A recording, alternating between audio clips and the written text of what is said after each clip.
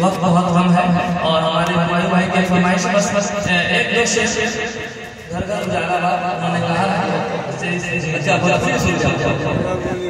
क्या सुनिए सुनेंगे।